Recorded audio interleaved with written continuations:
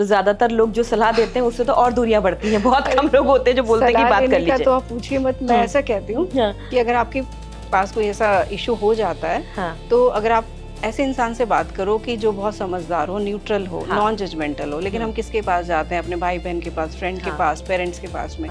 ठीक है, अच्छा है, लेकिन उसमें क्या है, वो लोग इतने स्किल्ड नहीं है। मैम रिश्ते प्रैक्टिकली किस चीज से अच्छे चलते हैं? देखिए, बहुत सारी चीजें हैं, एक चीज नहीं है। लेकिन मुझे लगता है कि जिन कपल्स के बीच में अंडरस्टैंडिंग अच्छी है, मैं अक्सर बोलती हूँ कि लाइफ ना रोमांस से नहीं चलती। कुछ टाइम चलते, एक हिस्सा है वो हमारी लाइफ का, लेकिन लाइफ चलती है अंडरस्टैंडिंग से। जिन कपल्स के बीच में आप कहीं कहते हो कि भाई इनकी बहुत अच्छी लाइफ चल रही है तो हमारे लिए मॉरल है, मॉडल है, ऐसे होते हैं। तो आप अगर उनको ध्यान से देखेंगे तो उनके अंदर एक अंडरस्टैंडिंग होती है। अगर वो अंडरस्टैंडिंग है तो रिलेशन अच्छा चलेगा, नहीं तो नहीं चलेगा, है ना। खाली उम्मीदों से या खाली ऐसा सोचने से कि भाई सामने वाला मेरे लिए कुछ कर दे, उससे नहीं चलता है। दोनों को करना पड़ेगा। तो इसके लिए क्या करना चाहिए? 2-3 टिप्स तो आप दे दीजिए। क्योंकि लोगों को सब पता है कि अंडरस्टैंडिंग होनी चाहिए, पर उन्हें सच में समझ नहीं आता कि कैसे करें ये सब कुछ। कोई जनरल अगर आप टिप्स देना चाहें। हाँ, देखिए, सबसे बड़ी चीज क्या है कपल्स के बीच में, जो आजकल मैं देखती हूँ, चाहे बिजी होने की वजह से या कोई भी वजह है, आपस में लोग बातचीत नहीं करते हैं। कुछ भी इशू हो जाए, कोई भी चीज है, आज मेरे और आपके बीच में कोई बात हो जाती है, मैं उसको मन में रखती हूँ, आप मन में रखते हो, हम साथ में चलते रहते हैं, लेकिन वो इशू अंदर है। आप मुझसे पूछ लो कि क्या हुआ है, क्या चीज है, तो मैं रीजन बता दूंगी। आप मुझे बता दो तो किसी पॉइंट पे हम उसको सॉल्व कर लेंगे। लेकिन रिलेशनशिप में छोटी छोटी चीजें इतनी सारी इकट्ठी हो जाती हैं, दिन में 10 चीजें हो जाती हैं। कभी अपने पेरेंट्स को लेके हो जाता है, कभी इन लॉज को लेके हो जाता है, कभी हमारी आदतों को लेके हो जाता है।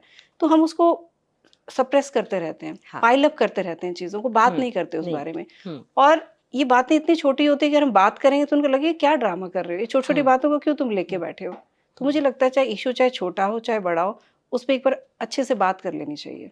मैम मैं आपसे यहाँ पर ना बहुत ऐसे सवाल पूछूंगी जो सवाल शायद सुनने वालों को लगेगा कि बड़े आसान से हैं, लेकिन ये आसानी सवाल हमारी जिंदगी को मुश्किल कर रहे हैं। बिल्कुल। मान लीजिए हम किसी से नाराज हो जाते हैं और हम ये मान लेते हैं कि ये व्यक्ति तो हमारी इंपॉर्टेंस समझता नहीं है। और भले ही इंसान स्वीकार ना करे, यहाँ पर भी इतने बैठे हैं, शूट कर रहे हैं, तो कहीं ना कहीं सबकी जिंदगी में एक पार्ट होता है कि तुरंत सोचते हैं कि हमारी इंपॉर्टेंस नहीं है इसलिए सुन नहीं रहे हैं। ऐसी स्थिति में क्या करना चाहिए पार्टनर को? देखिए, सबसे पहली बात तो ये है कि हम ना जज करते रहते हैं। हर चीज हमारा टेस्ट है कि मैं ऐसा करूंगा तो देखूं सामने वाला केयर करेगा कि नहीं करेगा, मैं नाराज हो जाऊंगा सामने वाला मनाएगा कि नहीं मनाएगा। हम टेस्ट करते रहते हैं। और दूसरा, सामने वाला जो टेस्ट में पास नहीं हो पाता कभी भी, ऐसा भी तो हो सकता है ना कि उसको मनाना ही ना आता हो, या उसके मनाने का तरीका कोई और हो, नेचर अलग हो। हम कुछ और एक्सपेक्ट कर रहे हैं कि ऐसे मनाए, लेकिन वो हो सकता है अपने एक्शन ऐसे कर रहा हो जो उसको लगे, क्योंकि सब लोग बोल नहीं पाते हैं। और ये भी एक विडंबना है कि ये एक स्किल है, अच्छे से कम्युनिकेट करना इमोशनल बातों के ऊपर एक स्किल है जो कि हमें नहीं आती।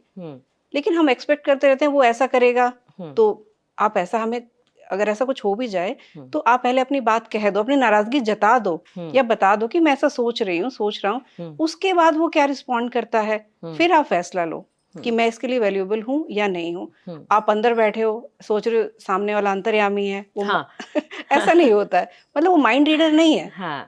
राइट है ना। तो एक बार बोल देना ठीक होता है। हाँ, उसके जब जो रिस्पॉन्स आएगा फिर आप जज कर सकते हैं। मे भी उसको पता ही ना हो और आप नाराज होके बैठे हो, है ना। तो कम्युनिकेशन, मतलब हर चीज में कम्युनिकेशन बहुत जरूरी है। और सबसे पहले हम कम्युनिकेशन ही ब्लॉक कर देते हैं। हाँ, बिल्कुल। और फिर सोचते रहते हैं, कहानियां बनाते रहते हैं, जबकि शायद इतना बड़ा क्राइम वो होता नहीं होगा। होता नहीं है, छोटी छोटी बातें होती हैं। आप गहराई से देखोगे ना, घर में बहुत छोटी छोटी बातें होती हैं, बड़ी तो कभी कभी होती हैं। डेली वो पाइल अप हो जाती हैं, बहुत छोटी छोटी चीजें, और एकदम से ब्लास्ट होती हैं। फिर वो जब कोई और चीज हो जाए तो फिर लगता है यार ये तो बहुत छोटी सी चीज थी, इतना बड़ा ब्लास्ट क्यों हो गया इस चीज के ऊपर। फिर हम कोप भवन में चले जाते हैं।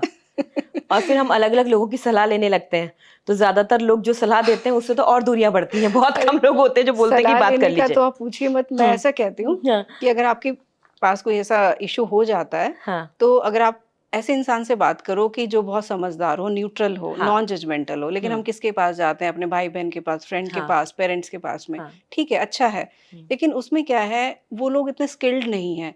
एक उनका जजमेंट, उनका जो आपका लगाव वो साथ जुड़ जाता है ना। ये बिल्कुल कैसा है कि अगर हमारे दांत में दर्द हो जाए तो हम प्लम्बर के पास जा रहे हैं, डेंटिस्ट के पास नहीं जा रहे। वो तो सभी तोड़ेगा। अगर कोई ऐसा इंसान है तो उससे सलाह लो। नहीं तो आजकल काउंसलर्स किस लिए हैं, वो आपको वो रास्ता दिखाएगा, एक न्यूट्रल रास्ता दिखाएगा, जिससे कि आपको सलाह, मतलब जो भी आप डिसीजन लेने वाले हैं उसको अच्छे से ले पाएंगे, है ना। तो ऐसे कहीं भी जाके बात नहीं करनी है। वो क्या होता है, हम अपने आप को हल्का कर रहे हैं। अभी मैं एक बताती हूँ, मेरी क्लाइंट है, तो उनका कुछ ऐसा ही एक्स्ट्रा मैरिटल वाला इशू हो गया और 55 की एज है उनकी। तो वाइफ घर छोड़ के चली गई, अपने मायके चली गई वहां पे, क्योंकि उन्होंने अपनी गलती नहीं मानी, दोनों का काफी झगड़ा हो गया और वो चली गई वहां से कि मेरे रिस्पेक्ट नहीं है, मैं अपने घर जा रही हूँ। हस्बैंड ने माफी भी मांग ली, क्योंकि मांगे गई वो तो जब घर चली गई 15-20 दिन हो गए, तो उसके बाद अकल आ रही है हस्बैंड को कि नहीं रह पा रहा है अकेला, बच्चों को साथ लेके चली गई है। अब उसके सिस्टर कह रही है तूने माफी तो मांग ली, तो क्यों जाएगा उसको मनाने के लिए? वो चाहता है कि मैं जाऊं, मेरी गलती है, मैं उसको लेकर आऊं, लेकिन सिस्टर क्या बोल रही है कि तू क्यों जाएगा, तूने माफी मांग ली, उसकी अकड़ बहुत है, आ जाएगी जब उसको आना होगा। तो ऐसे रिश्ते खराब होते। ये प्लम्बर हैं ये सब, है ना। हाँ, डेंटिस्ट नहीं है। डेंटिस्ट नहीं है। मैम, टॉक्सिक रिलेशनशिप को लेकर के आप देखिए कि अगर आप सोशल मीडिया खोल लेंगे तो बहुत आसान होता है टॉक्सिक टॉक्सिक टॉक्सिक। आज आप मुझे समझा दीजिए कि टॉक्सिक रिलेशनशिप और कॉमन जो विवाद होते हैं उनमें क्या डिफरेंट होता है। हम हर बात को टॉक्सिक कह देते हैं। या राइट। डॉक्टर भी नहीं कहता है। हाँ, हम कह देते हैं। बिल्कुल। मेरा खुद का मानना है हम सब टॉक्सिक हैं। हाँ, अब आजकल बहुत नार्सिसिस्ट, टॉक्सिक, सब ये शब्द, दोनों ही शब्द इतना सुनते हैं, मुझे समझ में नहीं आता कि 20 साल पहले की जनरेशन को तो शब्द ही याद नहीं थे। हाँ, हम सभी हैं ये, थोड़े, कोई थोड़ी मात्रा में है, कोई ज्यादा मात्रा में है। देखिए, जब ऐसा हो जाता है ना कि हम किसी के साथ रह रहे हैं और हमें सोच सोच के बोलना पड़े कि मैं ऐसा बोली या बोला तो सामने वाला क्या रिएक्ट करेगा। हर बार हमें एक पहले अच्छी सी स्टोरी बनानी पड़े, उसको बैलेंस करना पड़े, है ना, छिपाना पड़े। तो और वो बहुत कंट्रोलिंग भी हो जाता है कई बार, तो वो रिलेशन टॉक्सिक है। और सरकास्टिक वे में बात करना, कुछ भी, जैसे क्या होता है, मान लो कि हस्बैंड घर आया है ना, वो कह रहा है यार आज तो मैं बहुत स्ट्रेस में, बहुत थक गया हूँ। तो वाइफ के हाँ सारा काम तो तुम ही करते हो, हम तो खाली बैठे हैं। बहुत आसान है ये तो, मतलब हर रोज हर घर में होता होगा।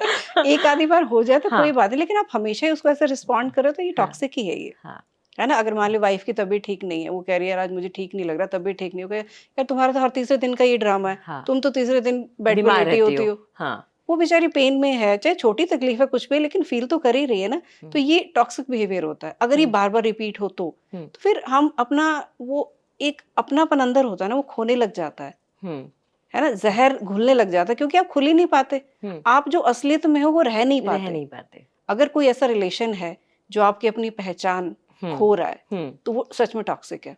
थोड़े बहुत तो सभी हैं। मैम, क्या टॉक्सिक रिलेशनशिप को ठीक किया जा सकता है? ठीक वो कर सकता है अगर किसी को अवेयरनेस हो कि हाँ मैं ऐसा बिहेवियर कर रहा हूँ।